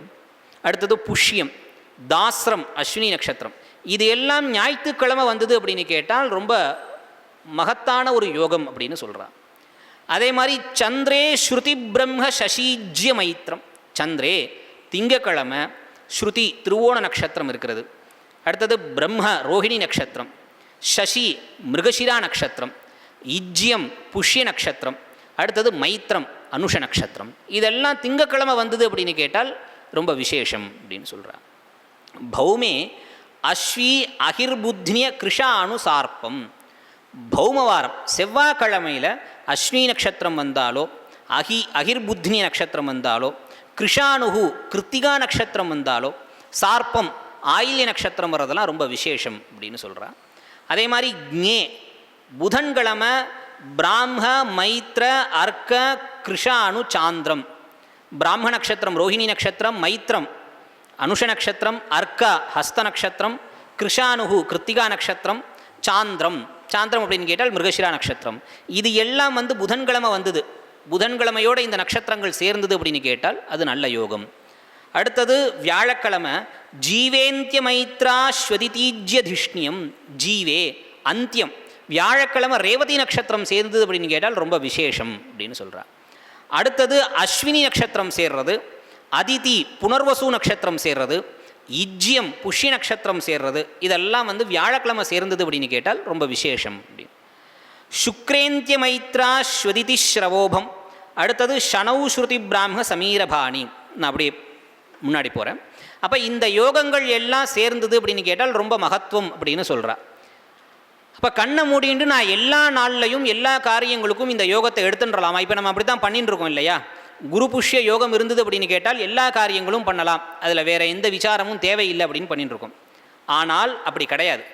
இந்த யோகங்களுக்கும் ஒரு தோஷ காலங்கள் உண்டு அப்படிங்கிறத மேலே சொல்கிறார். கிரகப்பிரவேசே யாத்ராயாம் விவாகேச்ச யதாக்கிரமம் பௌமாஸ்வினீம் ஷனௌ பிராமம் குரௌ புஷ்யம் விவர்ஜயேது. கிரகப்பிரவேசே யாத்ராயாம் விவாகே. கிரகப்பிரவேசம் பண்ணக்கூடிய வேளையில், யாத்திரை பண்ணக்கூடிய வேளையில், விவாகம் பண்ணக்கூடிய வேளையில் யதாக்கிரமம் வரிசைப்படி பௌமாஸ்வினி செவ்வாய்க்கிழமை வரக்கூடிய அஸ்வினி நட்சத்திரம் ரொம்ப உகந்ததுன்னு முந்தைய ஸ்லோகத்தில் சொன்னார். ஆனால் அது கிரகப்பிரவேசத்தில் உகந்தது கிடையாது அப்படின்னு அடுத்து சொல்கிறார். இது நல்ல யோகம் ஆகிடுத்தே, சர்வார்த்த சித்திகரம்னு சொன்னேலே, நான் கிரகப்பிரவேசத்தை பண்ணுறேனே செவ்வாய்க்கிழமை தான், இருந்தாலும் அது என்ன இருக்குது அஸ்வினியோட சேர்ந்துன்னு இருக்குது அப்படிங்கிறனால நான் பண்ணிக்கிறேன் அப்படின்னு நம்ம பண்ண முடியாது. அடுத்தது யாத்திரையில் ஷனௌ பிராமம், சனியும் ரோஹிணியும் சேர்ந்தால் ஒரு பெரிய யோகம்னு சொன்னால், ஆனால் அது யாத்திரைக்கு சுபம் கிடையாது. அதே மாதிரி குரௌ புஷ்யம் விவாகே ந சுபப்பிரதம். குரு புஷ்ய யோகமானது விவாகத்துக்கு ஆகாது அப்படிங்கிறத சொல்கிறார். அப்போ விவாகத்தில் குரு புஷ்ய யோகத்தை நம்ம உபயோகப்படுத்த முடியாது அப்படிங்கிறது தெரிகிறது. வர்ஜயேத் சர்வ காரியேஷு ஹஸ்தார்க்கம் பஞ்சமீ திதௌ பௌமாஸ்வினீஞ்ச சப்தம்யாம் ஷஷ்டியாம் சந்திரைந்தவம் ததா புதானுராதா அஷ்டம்யாம் தசம்யாம் பிருகுரேவதீம் நவம்யாம் குரு புஷ்யஞ்ச ஏகாதசியாம் சனி ரோஹிணீம். அப்போ இந்த திதிகளில் இந்த யோகத்தை நம்ம எடுத்துக்கக்கூடாது அப்படின்னு சொல்கிறார். வர்ஜயேத் சர்வ காரியேஷு, எல்லா காரியங்களையும் இதுக்கப்புறம் சொல்லக்கூடிய யோகத்தை நம்ம விடணும். ஹஸ்தார்க்கம், ஞாயிற்றுக்கிழமை ஹஸ்தா நட்சத்திரம் வந்தது அப்படின்னு கேட்டால் ரவிஹஸ்த யோகம் ரொம்ப உகந்தது தான். ஆனால் பஞ்சமி திதியில் அந்த ஹஸ்தாட்சர ஹஸ்த ரவி யோகம் வந்தது அப்படின்னு கேட்டால் அதை கண்டிப்பாக நம்ம விட்டாகணும். பஞ்சமி திதியில் வரக்கூடிய அந்த யோகம் நல்லது கிடையாது அப்படின்னு சொல்கிறார். அதே மாதிரி பௌமாஸ்வினிஞ்ச சப்தம்யாம், சப்தமி திதியில் பௌம அஸ்வினி யோகம் கூடாது, உகந்தது கிடையாது அப்படின்னு சொல்கிறார். ஷஷ்டியாம் சந்திரைந்தவம் ததா, திங்கக்கிழமை மிருகஷிரா நட்சத்திரம் ரொம்ப உகந்ததுன்னு சொன்னால், ஆனால் ஷஷ்டி திதியில் அது உகந்தது கிடையாது அப்படின்னு சொல்கிறார். புதானுராதா அஷ்டம்யாம், புதன்கிழமை அனுராதா நட்சத்திரம் ரொம்ப உகந்தது, ஆனால் அஷ்டமி திதி கூடாது. தசம்யாம் பிருகு ரேவதீம், வெள்ளிக்கிழமை ரேவதி நட்சத்திரம் வந்தது அப்படின்னு கேட்டால் ரொம்ப உகந்தது, ஆனால் தசமி திதியில் வரக்கூடிய இந்த யோகமானது உகந்தது கிடையாது. நவம்யாம் குரு புஷ்யம், குரு புஷ்ய யோகம் வர்றது அப்படிங்கிறனால நவமி திதியில் கூட நான் வந்து நல்ல காரியம் பண்ணுறேன் அப்படின்னு நம்ம பண்ணக்கூடாது. நவமி திதியில் வரக்கூடிய அந்த குரு புஷ்ய யோகமானது வர்ஜ்யம் அப்படின்னு சொல்கிறான். ஏகாதசியாம் சனி ரோஹிணி, சனிக்கிழமை வரக்கூடிய ரோஹிணி நட்சத்திரம் ரொம்ப உகர்ந்தது தான், ஆனால் ஏகாதசி திதியில் அது வர்றது அப்படின்னு கேட்டால் அதை தவிர்க்கணும் அப்படின்னு சொல்கிறார். இந்த மாதிரி வந்து சித்தி யோகங்கள் நம்ம வந்து தினப்படி வாழ்க்கையில் ரொம்ப பிரசித்தமாக இருக்கக்கூடிய இந்த யோகங்களை நம்ம பார்த்து பிரயோகப்படுத்த வேண்டியதாக இருந்துருக்கு. அடுத்தது நம்ம கேலண்டரில் நம்ம பார்ப்போம், கீழ்நோக்கு நாள், மேல் நோக்கு நாள், சமநோக்கு நாள் அப்படின்னு நம்ம விவகாரத்தில் வச்சுன்னு இருக்கோம். இது ஏன் கீழ்நோக்கு நாள், மேல் நோக்கு நாள், சமநோக்கு நாள்னு வச்சுக்கணும்? எனக்கு இது சௌகரியமோ நான் அதில் வந்து அந்த காரியத்தை நான் பண்ணிட்டு போகிறேன் அப்படின்னு கேட்டால் அந்த மாதிரி பண்ணக்கூடாது. யாதிருஷி பாவனாயஸ்ய தாதிருஷி பவதி சித்திஹி அப்படின்னு சொல்கிறா. எந்தெந்த விஷயங்களில் எப்பேற்பட்ட ஒரு நம்பிக்கை இருக்கோ அந்த விஷயங்களில் அப்பேற்பட்ட பலனானது உனக்கு கிடைக்கும் அப்படின்னு சொல்கிறா. இந்த காலத்தில் வந்து எல்லா விஷயங்களுக்குமே ஒரு குதர்க்கமான ஒரு கேள்வி அப்படிங்கிறது இருக்கு இல்லையா? இப்போ இந்த முகூர்த்தமே எதுக்காக? ஒரு காரியம் பண்ணுறேன் அப்படின்னு கேட்டால் அந்த காரியம் நான் எனக்காக பண்ணின்னு இருக்கேன். எனக்காக பண்ணக்கூடிய அந்த காலத்தில் எனக்கு எது அனுகூலமாக இருக்குமோ அந்த காலத்தில் நான் பண்ண முடியும். நான் வீடு ஆரம்பிக்கிறேன் அப்படின்னு கேட்டால் அந்த காலம் எனக்கு அனுகூலமாக இருக்குமா அப்படிங்கிறத நான் பார்க்கணும். நான் வந்து வேறு காரியங்கள் எதுலேயும் நான் வந்து பிஸியாக இருக்கேனா இல்லை ஃப்ரீயாக இருக்கேனா, லீவ் போடாமல் எந்த காலம் எனக்கு கிடைக்குமோ அந்த மாதிரியான காலத்தில் தான் நான் பண்ண முடியும். நான் யாரை கூப்பிட்றனோ அவள்லாம் வரக்கூடிய காலத்தில் தான் நான் பண்ண முடியும். முகூர்த்தத்தில் வந்து இந்த நாள் உகந்தது கிடையாதுன்னு சொல்லியிருக்கு அப்படின்னு கேட்டால் நான் ஏன் அதை எடுத்துக்கணும் அப்படிங்கிற கேள்வி தான் வர்றது. அதே மாதிரி இன்னும் சில கேள்விகள்லாம் வரும். விவாகத்துக்கு முகூர்த்தம் பார்க்குறோம் அப்படின்னு கேட்டால் 2 பேருக்கு முகூர்த்தம் பார்க்குறோம், ஒரே நட்சத்திரம் ஒரே காலம் ஒரே லக்னம் பார்க்குறோம் அப்படின்னு கேட்டால் ஒரு தம்பதி ரொம்ப நன்னா ஓஹோன்னு போயின்னு இருக்கா, இன்னொரு தம்பதிக்கு ரொம்ப கலகங்கள்லாம் வந்துடுது அப்படின்னு கேட்டால் யாருக்கு கலகம் வந்ததோ அவன் கேட்குறான், அவனுக்கு நன்னா ஆயின்னு இருக்கு, எனக்கு வந்து நன்னாகலே, இந்த முகூர்த்தத்தினால என்ன பிரயோஜனம் இருக்குது? நான் வந்து நல்லா ஜாதக பொருத்தங்கள்லாம் நானும் தான் பார்த்தேன், நல்ல காலத்தில் தான் நான் விவாகம் பண்ணேன், ஆனால் எனக்கு அது வந்து நன்னா ஆகலையே அப்படின்னு கேட்டால் எல்லா இடங்கள்லையும் ஜோதிஷத்துக்கு வைத்தியம் வந்து நல்ல ஒரு உதாரணமாக இருந்துருக்கும். வைத்தியத்துக்கும் ஜோதிஷத்துக்கும் எதையும் சாட்சாத் நம்ம பார்க்க முடியாது. எப்படி வந்து கர்ம வினையை நம்மளால் சாட்சாத் பார்க்க முடியலையோ அதே மாதிரி ரோகம் நிவர்த்தி ஆகிறதை நம்மளால் அனுபவிக்கத்தான் முடியுமே தவிர கண்ணை திறந்து நான் உள்ளே போய் பார்க்குறேன் அப்படின்னு நம்மளால் பார்க்க முடியாது. இப்போ 2 பேருக்கு ஜுரம்னோ இல்லைன்னா ஒரு ரோகம்னோ ஒரு வைத்தியர்கிட்ட போகிறான் அப்படின்னு கேட்டால் ஜுரத்துக்கு சாமான்யமாக இருக்கக்கூடிய மருந்தை 2 பேருக்குமே கொடுக்குறான். ஒருத்தனுக்கு சரியாகிடுது, ஒருத்தனுக்கு சரியாகலை.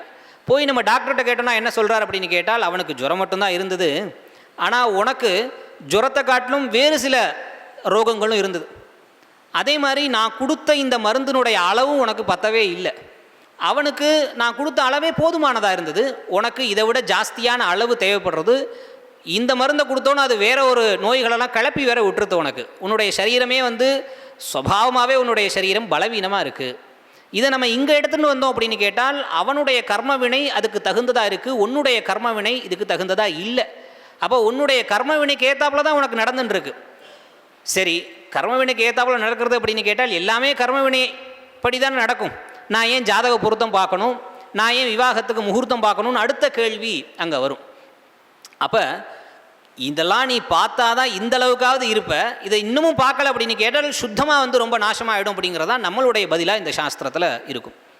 ஏன் அப்படின்னு கேட்டால் இந்த சாஸ்திரமே என்ன பண்ணுறது, இந்த ஜோதிஷ சாஸ்திரமே என்ன பண்ணுறது அப்படின்னு கேட்டால் முன் வினையில் வந்து என்ன பண்ணியிருக்கான் அப்படிங்கிறத நமக்கு காமிச்சு கொடுக்குறது.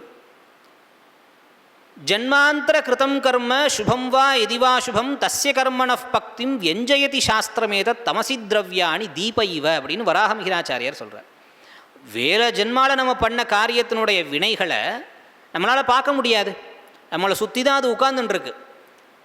ஆனால் நம்மளால் கண்ணுக்கு நேரம் இது பாபம், இது சுபம், இது இப்போ இதனுடைய பலனை எனக்கு கொடுக்க போகிறது, இந்த சுப பலனை எனக்கு இன்னும் கொஞ்சம் நாளுக்கு அப்புறம் வரும் அப்படிங்கிறத நம்மளால் உணரவே முடியாது.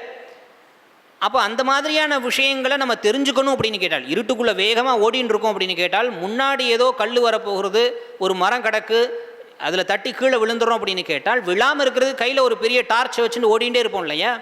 அப்போ அந்த மாதிரியான ஒரு டார்ச்சாக இருக்கக்கூடியது, விளக்காக இருக்கக்கூடியதான் இந்த சாஸ்திரம். கர்மவினை என்னன்னே தெரியாமல் நான் வாட்டுக்கு வனத்தில் ஓடின்னு இருக்கேன், இந்த சம்சார வனத்தில், இந்த கர்மவினை இங்கே இருக்குது, இந்த கர்மவினை இங்கே இருக்குங்கிறத தெரிஞ்சுட்டு நீ ஜாக்கிரதையாக போ அப்படிங்கிறத காட்டுறது தான் இந்த ஜோதிஷ சாஸ்திரம். அப்போ இந்த சாஸ்திரம் எதுவாக இருக்குது? விளக்காக இருந்துருக்கு. அப்போ நீ அந்த விளக்கை யூஸ் பண்ண, இல்லை கர்மவினை நான் அங்கே விழணுன்னு இருந்தால் நான் விழுந்துட்டு போகிறேன் அப்படின்னு சொன்னால் அது புத்தி கிடையாது. அதே மாதிரி ஒரு சந்தர்ப்பத்தில் மகாபாரதத்தில் தர்மருக்கு உபதேசம் பண்ணுற மாதிரியான ஒரு கிரந்தம் வரும், ஒரு ஸ்லோகம் வரும். பகவான் வந்து நமக்கு ஆபத்து வரும்போதெல்லாம் வந்து குச்சியை வச்சு தட்டி தட்டி கூட்டின்னு போகிறவர் அந்த மாதிரி கிடையாது. சிருஷ்டி பண்ணிட்டார் அப்படின்னு கேட்டால் உனக்கு புத்தி அந்த இடத்துல கொடுப்பார், நீனே ஜாக்கிரதையாக அதில் விவகாரம் பண்ணி அந்த கர்ம வினையை போக்கிக்கணும். உன்னை கூட்டின்னு போய் அந்த சுப வேலையில் அவர் உட்கார வைக்க மாட்டார். நீ பண்ணுப்பா, இது பண்ணால் ரொம்ப நன்னா இருக்கும் அப்படின்னு குழந்தையவே நம்மளே வந்து இன்னும் ஒரு 6 மாதம் 7 மாதம் தூக்கி தூக்கி அப்படியே வளர்த்துட்டு இருக்குமே தவிர 1 வயசு 2 வயசு ஆகிடுதுன்னா பட்டுட்டு வரட்டும், அப்போ தான் அனுபவம் வரும் அப்படின்னு தானே சொல்கிறோம். நம்ம பெற்ற குழந்தை தான். அதே மாதிரி தான் கர்ம வினை போகணும் அப்படின்னு கேட்டால் பட்டுட்டு வரட்டும், பகவானே அப்படி தான் பண்ணுறார் அப்படிங்கிறது மகாபாரதத்தில் இருக்கக்கூடிய ஒரு வாக்கியமாக இருந்துருக்கு. அதனால் இந்த சாஸ்திரத்தில் ரொம்ப குதர்க்கங்கள் நம்ம பிரயோகப்படுத்தணும் அப்படின்னு கேட்டால் கஷ்டம். விவாக முகூர்த்தங்கள் இப்படி இருக்குது அப்படின்னு கேட்டால் அந்த முகூர்த்தத்தில் நம்ம பண்ணால் இன்னுமே முகூர்த்த சாஸ்திரத்தினுடைய ஒரு பலன் சொல்கிறா, எப்படி நம்மளுடைய பூர்வ கர்ம வினையினால் இப்போ வந்து நம்ம பிறந்திருக்கோமோ அதே மாதிரி இப்போ ஒரு காரியம் நம்ம பண்ணுறோம் அப்படின்னு கேட்டால் நல்ல முகூர்த்தம் நான் பார்த்து பண்ணலை, எனக்கு முகூர்த்தத்து மேலே கொஞ்சமும் நம்பிக்கை இல்லை அப்படின்னு சொன்னால் அதுவும் ஒரு பெரிய தோஷம்னு சொல்கிறேன். அதனால ஒரு பாபம் உனக்கு வர்றது அது ஜென்மாந்திரத்துலேயும் உனக்கு தொடர்ந்து வரும். அப்போ நல்ல முகூர்த்தம் பார்த்து நான் சம்ஸ்காரம் பண்ணிக்கல அப்படின்னு கேட்டால் அது ஒரு பாபமாக சேரும். புண்ணியம் வர்றது மறுபக்கம், அது ஒரு பாபமாக சேர்ந்து அந்த பாபத்தை நான் என்ன பண்ண வேண்டியதாக இருக்குது அப்படின்னு கேட்டால் அடுத்த ஜென்மாவுக்கு நான் அதை தூக்கிட்டு போக வேண்டியதாக இருக்குது. அதனால் முகூர்த்தத்துக்கு ரொம்பவே ஒரு பெரிய பிராமுக்கியம் இருக்குதுன்னு சொல்ல வரேன். அப்போ இந்த கீழ்நோக்கு நாள் மேல் நோக்கு நாள் சமநோக்கு நாளில் தான் நான் ஆரம்பிக்கணும்னு சாஸ்திரம் சொல்கிறது அப்படின்னு கேட்டால் அதில் தான் பண்ணி ஆகணும். சாஸ்திரம் சொல்கிறது, அதனால் நான் பண்ணுறேன் அப்படிங்கிற ஒரு விஸ்வாசமானது நமக்கு வேணும். இதை எப்படி அவள் பிரிக்கிறான் அப்படின்னு கேட்டால் அதோமுக நட்சத்திரங்கள், திரியங்முக நட்சத்திரங்கள், ஊர்துவமுக நட்சத்திரங்களை வச்சுண்டு அவள் மேல் நோக்கு நாள் கீழ்நோக்கு நாள் அப்படின்னு பண்ணுறான். மூலாகி மிஸ்ரோக்ரம் அதோமுகம் பவேத் ஊர்த்வாஸ்யம் ஆர்திரேஜ்ய ஹரித்ரயம் த்ருவம் திரியங்முகம் மைத்ரகராணிலாதிதி ஜேஷ்டாஸ்வி பாகீதிருஷ கிருத்தியமேஷு சத். இதுக்கு நான் விளக்கங்கள் நான் சொல்லலை. ஈதிருஷ கிருத்தியமேஷு சத், இப்பேற்பட்ட காரியங்களில் இந்த நட்சத்திரம் நல்லது. அப்போ ஊர்துவ நட்சத்திரங்கள் ஊர்துவ காரியங்களுக்கு நல்லது. மேல் நோக்கிய காரியங்கள், வீடு நான் கட்ட ஆரம்பிக்கிறேன், ஒரு வித்யாரம்பம் பண்ணுறேன், வித்யாரம்பம்லாம் கீழே கீழே போகக்கூடாது, மேலே மேலே போகணும். ஒரு ஆரோக்கியத்துக்காக வைத்தியத்துக்கு நான் போகிறேன் அப்படின்னு கேட்டால் வைத்தியம் ஆரோக்கியம் மேலே மேலே வளரணும், அது கீழே கீழே போகக்கூடாது. இந்த மாதிரியான விஷயங்கள்லாம் நம்ம ஊர்துவமுக நட்சத்திரங்களில் பண்ணணும். யாத்திரைகள்லாம் திரியங்முக நட்சத்திரங்களில் பண்ணணும். கிணறு வெட்டுறது, வீட்டுக்கு ஆரம்பங்கள் பண்ணுறது, இதெல்லாம் அதோமுக நட்சத்திரங்களில் பண்ணணும். அந்தந்த காரியங்களை அந்தந்த நட்சத்திரங்களில் பண்ணோம் அப்படின்னு கேட்டால் அது சுபம் அப்படின்னு சொல்கிறார். அடுத்தது என்ன அப்படின்னு கேட்டால் சாஸ்திரத்தில் ரொம்ப இது முக்கியமாக இருக்குது. இது தெரிஞ்சு வச்சுட்டோம் அப்படின்னு கேட்டால் நம்மளுடைய வாழ்க்கைக்கும் அது உபயோகமாக இருக்கும். அந்த நட்சத்திரம் அப்படின்னு சொல்லக்கூடியது. அந்த நட்சத்திரங்கள் அப்படின்னு கேட்டால் அந்த மத்திய சுலோச்சனை அப்படின்னு 3 விதமாக இவா சொல்கிறான். கண் இருக்கிறது, கண் இல்லாதது, கொஞ்சம் கண்ணு தெரியக்கூடியது அப்படின்னு சொல்லி நட்சத்திரங்களை 3ஆக பிரிக்கிறார். இந்த 3 நட்சத்திரங்களில் ஏதாவது வஸ்துக்கள் நமக்கு நஷ்டமாயிடுது அப்படின்னு கேட்டால் அதனுடைய பிராப்தி கிடைக்குமா? ஒரு இடத்துல கிடைக்கும்னு சொல்கிறா, ஒரு இடத்துல காதில் விழும், கிடைக்காது, காதில் விழுன்னு சொல்கிறா. இன்னொரு இடத்துல என்ன அப்படின்னு கேட்டால் கண்டிப்பாக அதை பற்றின ஒரு விஷயமே வராது, நான் பார்த்தேன்னு கூட யாரும் சொல்ல மாட்டா அப்படிங்கிற மாதிரியான பலனை வா சொல்கிறா. அந்தாட்சம் வசுபுஷ்ய தாத்ரு ஜலபத்வீஷாரியமாந்தியாபிதம் மந்தாட்சம் ரவி விஸ்வ மைத்ர ஜலபா ஸ்லேஷாஸ்வி சாந்திரம் பவேத் மத்தியாட்சம் சிவபித்ரஜைகச்சரணத்வாஷ்ட்ரேந்திர வித்யந்தகம் ஸ்வக்ஷம் ஸ்வாத்யாதிதி ஸ்ரவோதகனபாகிர் புத்னிய அக்ஷோபகம் அப்படின்னு சொல்கிறான். அப்போ அந்தாட்சம், மந்தாட்சம், மத்தியாட்சம், ஸ்வக்ஷம் 4 விதமாக பிரிக்கிறான். அந்தன், மந்தன், மத்தியன், ஸ்வக்ஷன் அப்படின்னு. வினஷ்டார்த்தஸ்ய லாபா அந்தே, அந்த நட்சத்திரத்தில் நம்ம ஒன்று தொலைஞ்சு போயிடுது அப்படின்னு கேட்டால் தஸ்ய லாபா பவதி, அதனுடைய பிராப்தியானது நமக்கு கிடைக்கும் அப்படின்னு சொல்கிறான். ஆனால் விபரீதமாக இருக்குது, குருட்டு நட்சத்திரத்தில் தொலைஞ்சு போனால் அது கிடைக்கும் அப்படின்னு சொல்கிறான். அதே மாதிரி மந்தே பிரயத்னதா, குருட்டு நட்சத்திரத்தை தொலைஞ்சு போச்சு அப்படின்னு கேட்டால் சீக்கிரம் லாபா அப்படின்னு உடனே கிடச்சிரும் அப்படின்னு. இதுவே மந்த நட்சத்திரத்தில் தொலைஞ்சு போயிடுது அப்படின்னு கேட்டால் பிரயத்னதா லாபா, கொஞ்சம் தேடணும், 2 நாள் தேடணும், ஏதாவது பிரார்த்தனை வச்சுக்கணும், 108 தேங்காய் உடைக்கிறேன் அப்படின்னு பிரார்த்தனை வச்சுட்டோம் அப்படின்னு கேட்டால் ஈஸியாக நமக்கு கிடைக்கும். அடுத்தது என்ன? சியாத் தூரே ஸ்ரவணம். சரியா? மத்திய நட்சத்திரத்தில் தொலைஞ்சு போயிடுது அப்படின்னு கேட்டால் தூரக்க யாரோ பார்த்தான், ஆமாம் அந்த பக்கம் போயின்னு இருந்தான் ஒருத்தன் தூக்கிண்டு அப்படிங்கிற மாதிரியான காதில் விழும். அதுக்கப்புறம் நம்ம பின்னாடியே ஓடணும் அதை தேடி.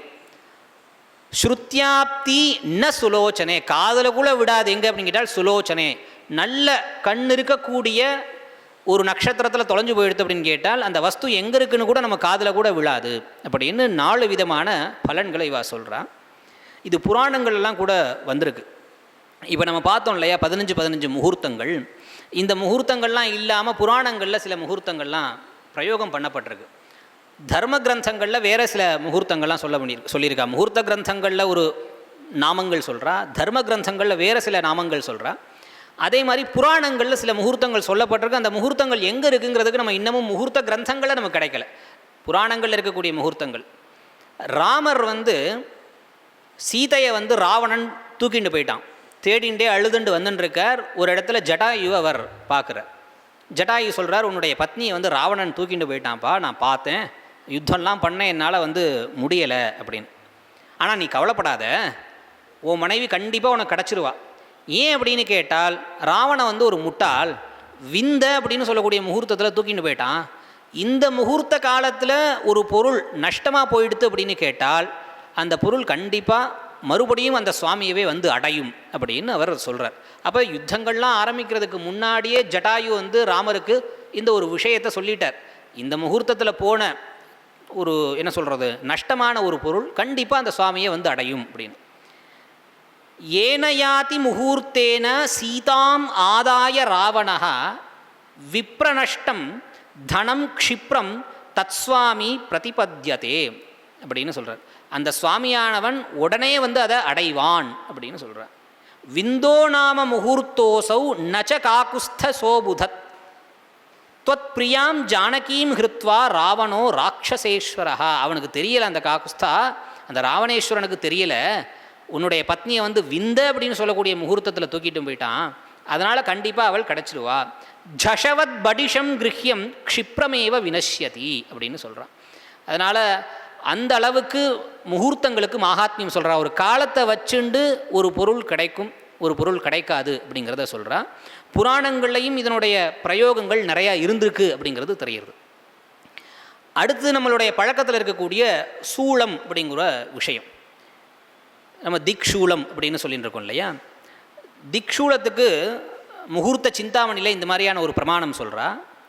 ந பூர்வதிஷி சக்ரபே ந விது சௌரிவாரே ததா ந சாஜபதபே குரௌ யமதிஷி ந தைத்யேஜ்யயோஹோ ந பாஷிதிஷி தாத்ருபே குஜபுதேர்யர்யமர்க்ஷே ததா ந சௌமிய ககுபி விரஜேத் ஸ்வஜய ஜீவிதார்த்தி புதா அப்படின்னு. இந்த மாதிரியான திக்குகளில் இந்த நட்சத்திரங்களில் போகக்கூடாது, இந்த கிழமைகளில் போகக்கூடாது. இதே விஷயம் நம்மளுடைய தமிழ்லையும் வந்து பாட்டாக இருக்குது. இதே விஷயம், இதை பார்த்துட்டு வேணால் நம்ம போவோம். பூர்வ திஷி கிழக்கு திக்கில் வந்து சக்ர நட்சத்திரம் கூடாது, ஜேஷ்டா நட்சத்திரம் கூடாது. ந பூர்வதிஷி சக்ரபே ந விது சௌரிவாரே ந விது. விது அப்படின்னு கேட்டால் திங்கக்கிழமை. திங்கக்கிழமை பூர்வ திசையில் ஜேஷ்டா நட்சமும் கூடாது, திங்கக்கிழமையும் கூடாது, பூர்வ திக் கமனம் ஜேஷ்டா நட்சத்திரத்துலையும் கூடாது. சௌரிவாரே அடுத்தது சனிக்கிழமை என்ன அப்படின்னு கேட்டால் ந சாஜபதபே குரௌ அப்படின்னு சொல்கிறார். சௌரிவாரே அப்படின்னு கேட்டால் திங்கக்கிழமையும் சனிக்கிழமையும் பூர்வ திக்கில் போகக்கூடாது. திங்களோடு சனி இரண்டும் அப்படின்னு தமிழில் பாட்டு பாடுவாள். அப்போ சனிக்கிழமையும் திங்கக்கிழமையும் நீ கிழக்கு நோக்கி போகக்கூடாது, ஜேஷ்டா நட்சத்திரத்துலையும் போகக்கூடாது. ததா அஜபதபே குரௌ யமதிஷி. அஜபதம் அப்படின்னு கேட்டால் பூர்வாபாத்ரபதம், யம அப்படின்னு கேட்டால் தெற்கு நோக்கி போகக்கூடாது. பூர்வாபாத்ரபதா நட்சத்திரத்துலையும் வியாழக்கிழமையும் நம்ம தெற்கு நோக்கி போகக்கூடாது, அங்கே திக்ஷூலம் உண்டு. அடுத்தது என்ன அப்படின்னு கேட்டால்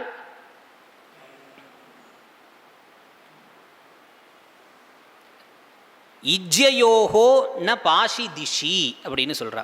அரியமா இஜ்யயோஹோ அப்படின்னு.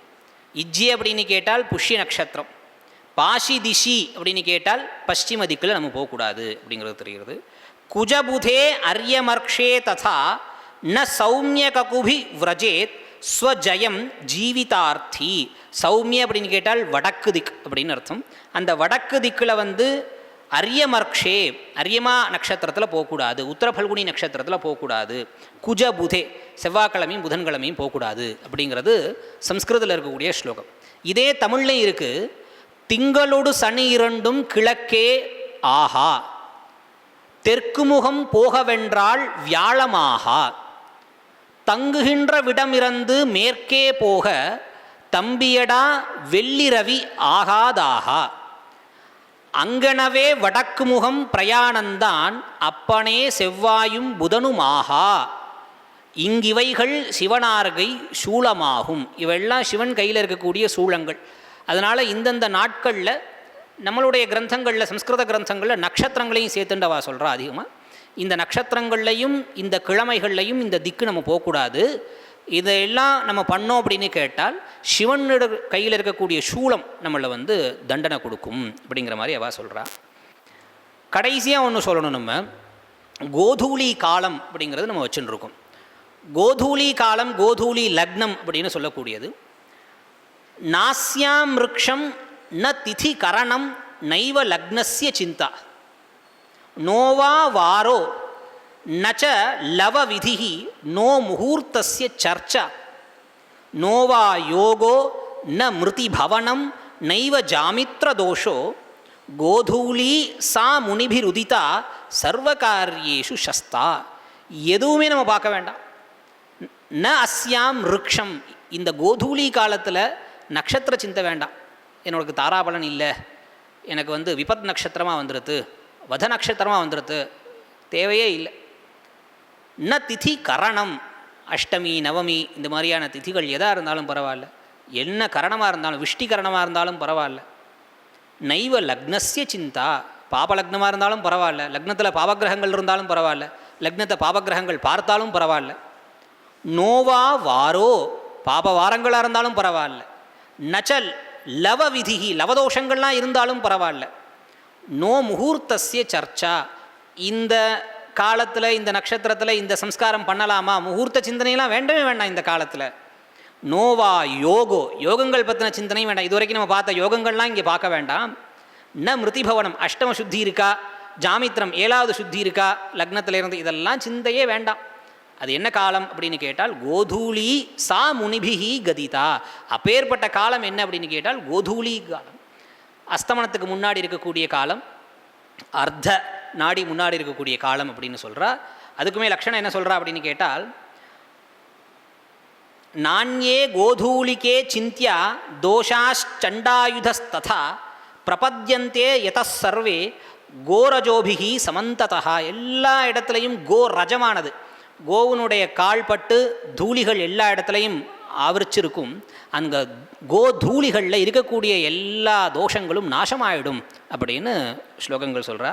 அப்போ அந்த காலத்தில் கார்த்தால மாடுகளை எடுத்துன்னு போயிட்டு சாயங்காலம் அஸ்தமனத்துக்கு அப்புறம் தானே மேய்ச்சல் முடித்து எடுத்துகிட்டு வருவா. அந்த மேய்ச்சல் முடித்து எடுத்துட்டு வரக்கூடிய சமயத்தை கோதூளி லக்னம் அப்படின்னு சொல்கிறா. அந்த காலம் கரெக்டாக அஸ்தமனத்துக்கு கொஞ்சம் முன்னாடி இருக்கக்கூடிய ஒரு காலமாக இருந்துருக்கு. அந்த கோதூளி லக்னமானது எல்லாத்துக்கும் உகர்ந்தது அப்படின்னு சொல்கிறா. அதனால் கோதூளி எப்படி அபிஜித் நட்சத்திரம் ரொம்ப உகந்ததாக இருக்கோ அதே மாதிரி கோதூளி லக்னம் அப்படிங்கிறதும் ரொம்ப உகந்ததாக இருந்துருக்கு. இந்த முகூர்த்தங்கள் எல்லாத்தையுமே, இதுவரைக்கும் நம்ம பார்த்த முகூர்த்த விஷயங்கள் எல்லாத்தையுமே நம்ம கடைபிடிக்க வேண்டியதாக இருந்துருக்கு. இப்போ இங்கே நம்ம சொல்கிறோம் சந்தியா காலத்தில் தோஷம், ராத்திரியில் முகூர்த்தம் வச்சுக்கக்கூடாது அப்படின்னு நம்மளுடைய தேசத்தில் வச்சுருக்கோம். ஆனால் வேறு சில தேசங்களில் ராத்திரியில் தான் முகூர்த்தம் பார்ப்பா, மத்தியான வேளைக்கு அப்புறம் தான் முகூர்த்தம் பார்ப்பா. அப்போ அதெல்லாம் என்ன? அப்போ இது சாஸ்திரத்தை மீறின மாதிரியான ஒரு காரியமாகிறது. இல்லைன்னா நமக்கே சாஸ்திர குழப்பங்கள் வருது. பண்ணக்கூடாதுன்னு நீ சொல்கிறாங்க, பண்ணின்னு இருக்காளே, நானும் இங்கே பண்ணுறேன் அப்படின்னு ஒரு விதண்டாவாதமாக நம்ம ஆரம்பிக்கிறோம். அப்படின்னு கேட்டால் சாஸ்திரம் என்ன சொல்கிறது அப்படின்னு கேட்டால், ஒருத்தன் பண்ணின்னு இருக்கான், அது உனக்கு தெரியலை அப்படின்னு கேட்டால் நீ போய் அதை தடுக்கக்கூடாது. நிறையா வேத சாக்கைகள் லுப்தமாக போயிடுது. ஏதாவது ஒரு வேத சாக்கையில் அந்த சம்பிரதாயம் இருந்திருக்கும். அதனால் நீ போய் இது சாஸ்திரத்தில், இப்போ தெரிஞ்ச வேதத்துலையும் சாஸ்திரத்துலையும் இது இல்லைன்னு சொல்லி அவனை நீ தடுத்துட்ட அப்படின்னு கேட்டால் தர்மச்சுதியானது அவனுக்கு ஏற்பட்டுரும். அதனால் சம்பிரதாய ரீதியாகவும் பரம்பரையாகவும் எது வருதோ அதை அவன் பண்ணணும். அதை விட சாஸ்திரம் ஒன்றும் பெருசு கிடையாது அப்படிங்கிறத சாஸ்திரமே சொல்கிறது. ந சாஸ்திர திருஷ்டியா விதுஷா கதாச்சித் உல்லங்கனீயாக குலதேச தர்மாக ந உல்லங்கனீயாக குலதேச தர்மாக. சாஸ்திர திருஷ்டினால் நான் குலதர்மத்தை கொஞ்சம் படிச்சுட்டோம், ஆற்றுல போயிட்டு இதெல்லாம் சாஸ்திரத்தில் கிடையாதுப்பா, நான் இதை மாற்றுறேன், பரம்பரையாக வந்துட்டுருக்கு, என்னுடைய தாத்தாக்கள் கொழு தாத்தா எல்லா தாத்தாவும் அதான் பண்ணிட்டு இருந்தா, நான் இதை மாற்றுறேன் அப்படின்னு கேட்டால் அப்படி கிடையாது. பரம்பரையாக வரக்கூடிய தர்மத்தை நம்ம பாலனம் தான் பண்ணணும். ஆனால் அது சரியாக பண்ணுறாளா அப்படிங்கிறத பார்த்துக்கணும். நமக்கு பார்த்தா தெரியும் இது சரியா இல்லை ரொம்ப அபத்தமாக இருக்கா அப்படிங்கிறது நமக்கு பார்த்தாவே தெரியும். மூலம் ஹி தேஷாம் சுத வேதசாக்கா. வேதசாக்கா எதில் இருந்தாவது சுத்தமாக ஆயிடுப்பா, அதனால் அவளுடையது மாறி இருக்கும். நீ ஒருவேளை தடுத்த அப்படின்னு கேட்டால் தர்மஸ்திதி பங்க தோஷா, தர்மஸ்திதியிலேருந்து பங்கமாயிட்ட ஒரு தோஷமானது வந்துரும்பா. அதனால் நீ அதெல்லாம் தடுக்கக்கூடாது அப்படின்னு சொல்கிறான். இவ்வளவு முகூர்த்தங்கள் இருக்கே, எல்லாத்தையும் பார்த்துட்டு நம்மளால் பண்ண முடியுமா அப்படின்னு கேட்டால் குணதோஷங்களை நம்ம பார்த்துக்கணும். ஒரு திதி நன்னா இல்லாட்டி நட்சத்திரம் நன்னா இருக்கா, கரணம் நன்னா இருக்கா அப்படிங்கிறத பார்த்துட்டு, தாராபலன்கள் இருக்கா அப்படிங்கிறத பார்த்துட்டு நம்ம மேலே அதை எடுத்துகிட்டு போகலாம். அதையும் சாஸ்திரம் சொல்கிறது. கலாவதோஷ காலோன மந்தபாக்யோ எதோ நராகா. கலி யுகத்தில் நராக மனுஷியால் எல்லாமே மந்தபாக்யாலாக இருக்கா. அதனால் அதோஷா காலா நாஸ்தி. தோஷமில்லாத காலம் அப்படிங்கிறது ஒன்று கிடையவே கிடையாது கலியுகத்தில். ஏன்னா நம்ம எல்லாரும் மந்த பாக்யாலாக இருந்துன்னு இருக்கோம். அப்போ அதுக்கு என்னப்பா மருந்து அப்படின்னு கேட்டால், தோஷேல்பே அதோ பகுகுணே, தோஷம் அல்பமாக இருக்கணும், குணம் அதிகமாக இருக்கணும். அப்படி இருந்தால் கர்ம குர்வந்தி மாணவாக, இந்த மாதிரி பார்த்துட்டு மாணவர்கள் கர்மாவை செய்ய வேண்டும் அப்படின்னு சாஸ்திரமானது நமக்கு உபதேசம் பண்ணுறது.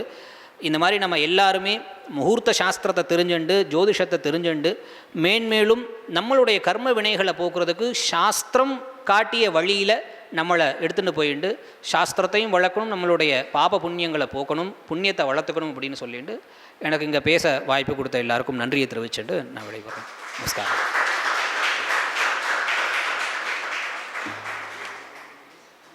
சுருக்கமான ஒரு நன்றி உரையை சொல்லி முடிச்சுக்கிறேன். அழகான இந்த உபன்யாசத்தை அவர்கள் ஆரம்பிக்கிறதுக்கு முன்னாடி எனக்கும் ஒரு பொது ஜனங்களுக்கு இருக்கக்கூடிய ஒரு டவுட் எனக்கும் இருந்தது. இவ்வளவு முகூர்த்தங்கள்லாம் சொல்லியிருக்கு, அவ்வளவும் பார்த்து தான் ஒரு காரியத்தில் ஈடுபடணும்னு சொன்னால் நமக்கு இதுவே ஆகாது அப்படிங்கிறப்ப அவரே சொல்யூஷனும் கொடுத்துட்டார். கலியில் தோஷங்கள் இல்லாத காலம் கிடையாது, ஆனால் குணதோஷங்களை இது தாரதமியம் பார்த்து நிறையா குணங்கள் இருக்கக்கூடிய காலமாக எடுத்துக்கணும் அப்படிங்கிறது. ஃபர்ஸ்ட் ஆஃப் ஆல் இவ்வளோ முகூர்த்தங்கள்லாம் பார்க்கணுமா?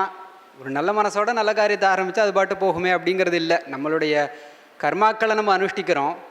அலௌகிகமான பாரலௌகிகமான விஷயங்களை வேதங்கள் நமக்கு சொல்லி கொடுக்கறதுன்னு சொன்னால் அந்தந்த கர்மாக்களை நடத்த வேண்டிய கர்மாங்கமான காலத்தையும் வேதம் சொல்லி கொடுத்து நம்ம கேட்டு தான் ஆகணும் அப்படிங்கிறது தெரியறது. இவ்வளவு முகூர்த்தங்கள்லாம் என்ன பிரமாணம்னு பார்க்கும்பொழுது ஆதிகாவியத்திலேயே ராமாயணத்தில் அவர் இருக்கிறதாக எடுத்து சொன்னார். ஜட்டாயு இந்த முகூர்த்தத்தில் எடுத்துட்டு போன பொருளானது திருப்பியும் அதை உடையவனுக்கே சென்றடையும் அப்படிங்கிற மாதிரி சொல்கிறதுன்னா இப்போது ராமாயணத்திலே மர்த்தியாவதாரஸ்தியா மர்த்திய சிக்ஷணம்லாம் சொல்கிறோம் இல்லையா. அப்போது இந்த வேதாங்கமான ஜோதிஷ சாஸ்திரத்தையும் அவர் இப்படி காமிச்சு கொடுக்கறதுக்காக அப்படி ஒரு திருவிளையாடல், அதில் ஒரு டயலாகுங்கிறது அப்போது இருந்திருக்குங்கிறத நம்ம புரிஞ்சுக்க முடியறது. மேற்கொண்ட உபன்யாசத்தில் ஒரு தகவல் களஞ்சியமாக இருந்தது. அவர் சொல்லும்போது அப்படி தான் ஆரம்பித்தார். இதை ஒரு பிரவச்சனமாக பண்ணுறது கஷ்டம், ஒரு பாடமாக எடுத்து சொல்லணுங்கிறதுனால ஒரு 15 முகூர்த்தம் பகலில், 15 முகூர்த்தம் ராத்திரியில், அதுலேயும் அபிஜித்னு முகூர்த்தம் பேரை கேட்ட உடனே அது நல்ல முகூர்த்தம் நம்ம தீர்மானம் பண்ணிக்கிறதுக்கு இல்லை. சில கிழமைகளில் சில முகூர்த்தங்கள் முன்ன பின்ன ஆகாத முகூர்த்தங்களாகவும் வரும் அப்படிலாம் சொல்லும்பொழுது ஜென்மதினத்தில் எது பண்ணக்கூடாதுங்கிற மாதிரி விஷயங்கள்லாம் சொல்லிட்டு மேற்கொண்டு யோகம் முகூர்த்தங்கிற தலைப்பு சொன்னாலும் அதுக்கு சப்போர்ட்டிவாக அந்த முகூர்த்த சாஸ்திரத்தில் விசாரிக்கப்படுகின்ற விஷயமான அந்த யோகம், கீழ்மேல் சமநோக்கு நாட்கள், சூலம் போன்ற பல சமாச்சாரங்களை எடுத்துரைத்தார். அப்படிப்பட்ட இந்த அருமையான உபன்யாசத்துக்கு அவருக்கு மனமார்ந்த நன்றிகளை தெரிவித்து கொண்டு ஒரு சிறிய சம்பாவனையை சமர்ப்பிப்பதாக தெரிவிச்சுக்கிறேன்.